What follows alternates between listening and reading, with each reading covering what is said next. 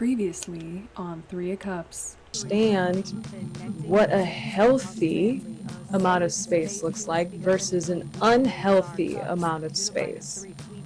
It's going to be hard to tell while you're in a space of limbo with operating in the idea that if you just do things for them, if you continue to just keep doing things, when it's obvious they're avoiding you, it's obvious they're now for when you are triggered or reacting to them, you become the problem when you're not responsible for yourself, which is why, for her example, she's in a space where there's disharmony in a relationship she's assuming her partner is causing. Communicate to them because she just wants a connection through communication is what it's showing here. Her insecurity has led her to resorting to a trait she has developed for a sense of survival when it came down to feeling she's acting on a habit she developed through survival.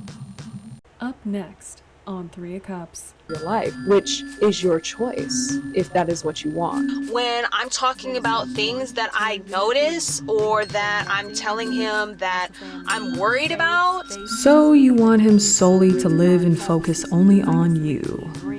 Like, he tells me that I'm nagging and nitpicking, but I know that I'm just trying to help because I'm just concerned and worried about the fact that we're not spending enough time together. I mean, yeah, I know. He spends time with me literally 4 days a week, but Thursday night, I mean, why can't he give that night to me too? Like, I deserve it. Invasive of personal independence, I see. Okay. So, connected to someone that doesn't allow her to stand in a position to feel she can be able to be independent of herself without feeling she needs to just live for specifically that person or that connection to feel at peace within herself. So, naturally, she starts spiraling because she's encountering someone that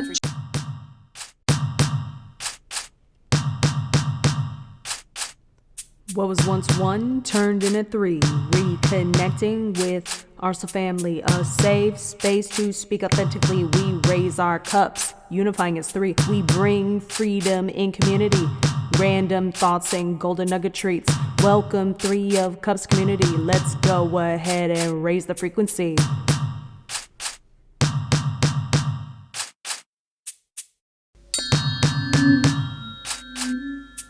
connection with them, that's the type of connection you've created with yourself, where you don't connect with yourself unless you're in conflict, which means that's the relationship you're holding with yourself. And that's the relationship, those are the types of relationships you're welcoming into your life, whether you're aware of it or not.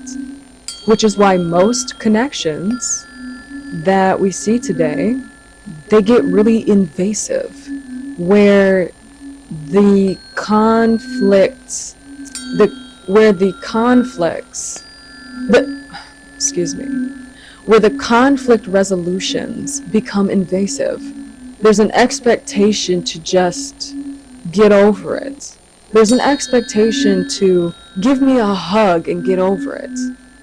It's invasive because there's a crucial piece missing in every experience where a conflict occurs, and the crucial experience comes from sitting with yourself and understanding the root of what brought you to the point of what brought you to the point of the insecurity that caused you to want to react through a state of conflict, through a state of a habit that was based in survival.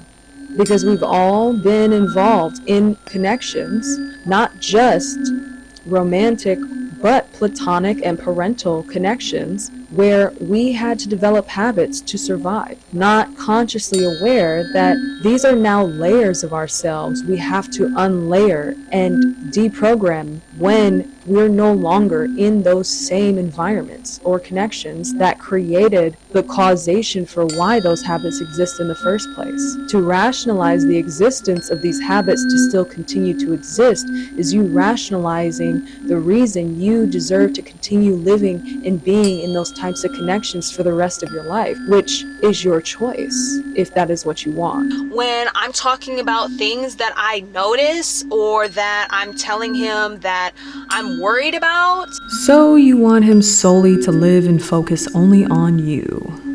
Like, he tells me that I'm nagging and nitpicking, but I know that I'm just trying to help because I'm just concerned and worried about the fact that we're not spending enough time together. I mean, yeah, I know. He spends time with me literally 4 days a week, but Thursday night, I mean, why can't he give that night to me too? Like, I deserve it. I deserve it. Invasive of personal independence, I see. Okay. Excuse me. So,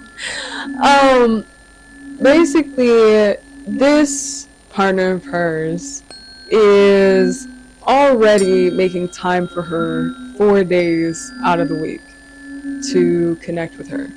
She wants more.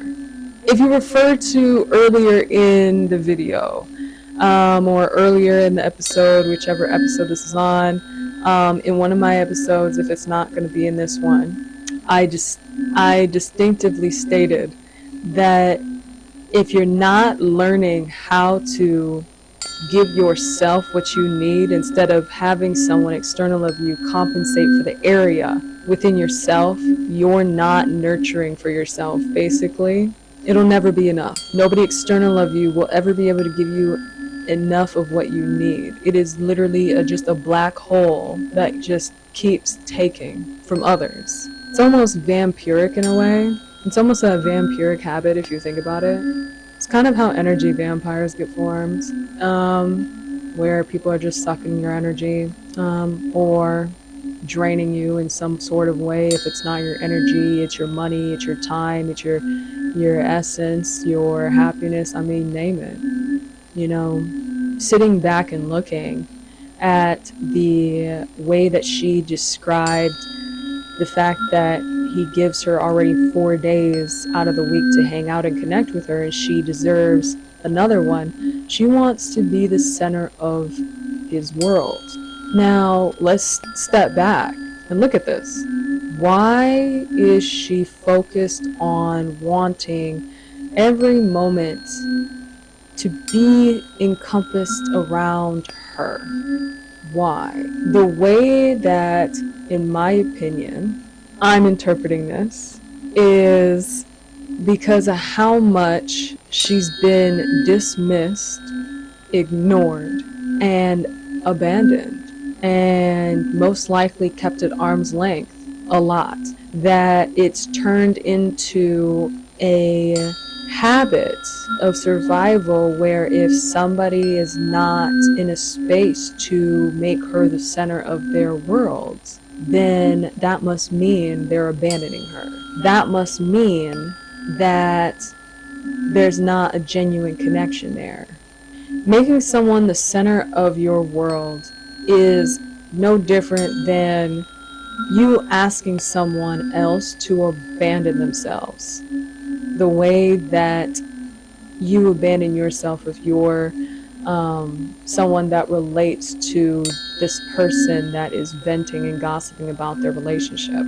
It's also most likely that she's encountered people that have expected her to make them the center of her world, which is also connected to the idea of a pedestal mindset, which I also talk about and touch on in my book. Once again, the link is in my bio.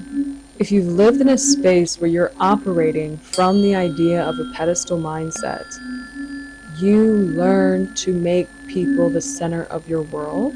You learn to make people the center of your world where you abandon yourself every time you choose to do this. In this in this example, she's not aware. She's developing connection that is encompassing the idea of the types of connections she's encountered. Maybe she's still entertaining them. Maybe she's still entertaining connections that encourage her to position herself to be in a pedestal mindset where she is constantly abandoning herself just to feel connected to someone that doesn't allow her to stand in a position to feel she can be able to be independent of herself without feeling she needs to just live for specifically that person or that connection to feel at peace within herself.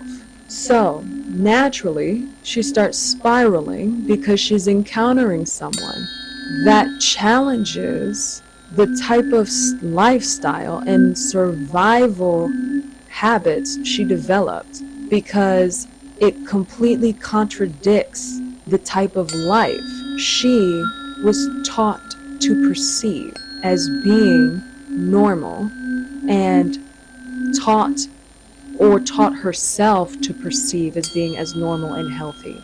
She's reacting to someone that is very comfortable in their own personal position of independence, that they're not hesitating to choose themselves and enjoy life and normalize that space in a relationship is okay, because she's not aware that she's in a connection with someone that not only is giving her space to learn to be with herself, but showing her it's healthy to provide that same space and allow them to continue being themselves. That is a very educational exchange, despite the poor habits that were used and acted upon as a form of reaction and action chosen, based, once again, upon a reaction of personal survival. It's a very, once again, layered scenario of a lot of emotional reactive habits from a wounded area within ourselves that get triggered through observation. Coming up on 3 of Cups. And consistently keep running into the same behavior of reaction and begin normalizing it, where one person will be gossiping about one perspective of the connection, while the other person will be gossiping, avoiding, or isolating themselves on the other side of the connection. Because a lot of the time, there's no comfort in sharing the real roots of what's going on here, because the different ideas of how to have more conflict through reacting to discovering things that further trigger you is another form of you not sitting with yourself to understand what actions have you acted on that have caused a reaction from the person you're with that has caused them to make a decision to choose this direction with, and to actually be honest with yourself about it instead of rationalizing it. Regardless how amazing you've been for someone, regardless how helpful you've been towards someone, or giving, or therapeutic, and regardless how amazing that partner is, I guarantee you, regardless how amazing your partner may be, or maybe they really are doing some things that are just unwarranted, if you guys don't have a foundation created yet to actually have a clear-cut form of communication, you're gonna cause What was once 1 turned into 3. Reconnecting with our family, a safe space to speak authentically.